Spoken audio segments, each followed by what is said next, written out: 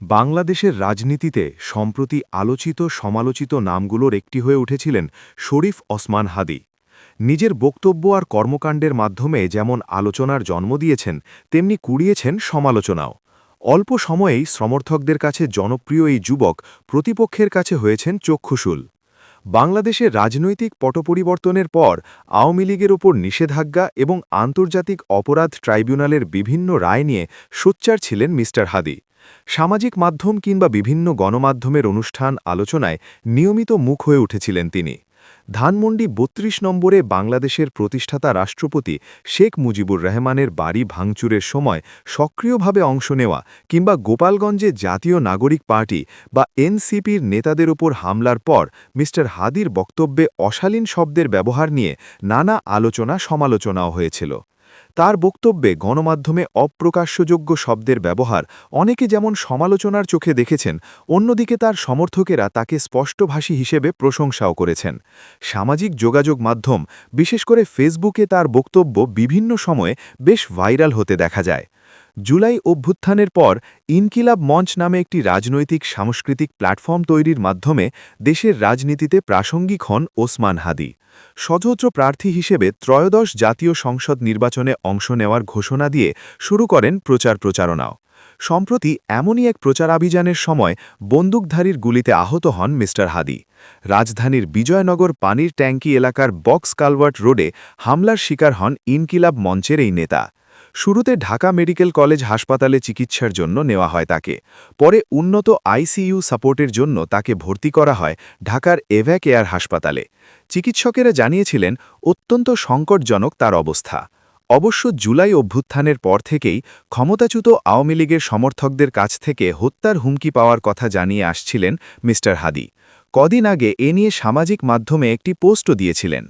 ত্রয়োদশ জাতীয় সংসদ নির্বাচনের তফসিল ঘোষণার পর তার ওপর এই হামলার ঘটনা নানা প্রশ্নের জন্ম দিয়েছে।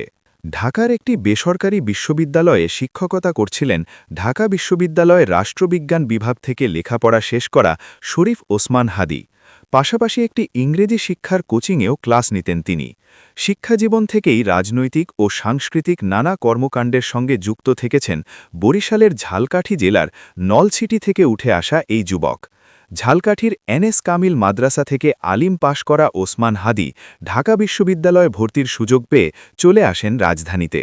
বিশ্ববিদ্যালয়ে পড়া অবস্থায় বিভিন্ন সামাজিক সাংস্কৃতিক সংগঠনের সঙ্গে যুক্ত থাকলেও সক্রিয় কোনো রাজনৈতিক দলের সঙ্গে দেখা যায়নি তাকে।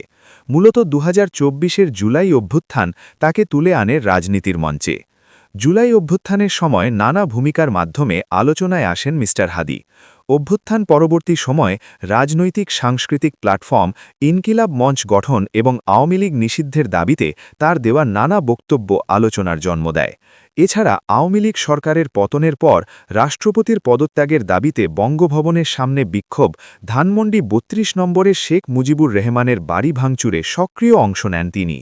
ইনকিলাব মঞ্চ গঠনের পর জুলাই অভ্যুত্থানের স্মৃতিরক্ষা, অপরাধীদের বিচার, আহত নিহত ব্যক্তিদের স্বীকৃতি এবং জুলাই চার্টার ঘোষণার দাবি তুলে সভা সমাবেশ শুরু করেন মি. হাদী, যা তাকে রাজনৈতিক আলোচনার কেন্দ্রে নিয়ে আসে। সমস্ত আধিপত্যবাদের বিরুদ্ধে দাঁড়িয়ে স্বাধীনতা, সার্বভৌমত্ব রক্ষা ও ইনসাফ ভিত্তিক রাষ্ট্র বিনির্মাণ ইনকিলাব মঞ্চের এই লক্ষ্য এবং এই প্ল্যাটফর্ম থেকে তার দেওয়া আওয়ামী লীগ ও ভারত বিরোধী নানা বক্তব্য তাকে তৈরি করে দেয় একটি সমর্থক গোষ্ঠী। অবশ্য এর মাধ্যমে প্রতিপক্ষের চক্ষুশূল হয়ে ওঠেন মি. হাদী। সামাজিক মাধ্যমে পোস্ট দিয়ে কিংবা সভা সমাবেশে দেওয়া বক্তব্যে তিনি বেশ কয়েকবার আমাকে হত্যার হুমকি দেওয়া হচ্ছে বলেও দাবি করেন তিনি। সামাজিক মাধ্যমে দেওয়া একটি পোস্টে তিনি দাবি করেছিলেন দেশি বিদেশি অন্তত ৩০টি ফোন নম্বর থেকে তাকে হত্যার হুমকি দেওয়া হয়েছে। তার বাড়িতে আগুন দেওয়াসহ মা, বোন ও স্ত্রীকে ধর্ষণের হুমকিও দেওয়া হয়েছে। সামাজিক মাধ্যম কিংবা গণমাধ্যমে নানা কাজ ও বক্তব্যের মাধ্যমে যেমন আলোচনার জন্ম দিয়েছিলেন, তেমনি নানা কারণে বিতর্কিতও হয়েছেন ইনকিলাব মঞ্চের মুখপাত্র শরীফ ওসমান হাদী। আওয়ামী লীগ ও ভারত বিরোধী রাজনীতিতে সোচ্চার ছিলেন মি. হাদী।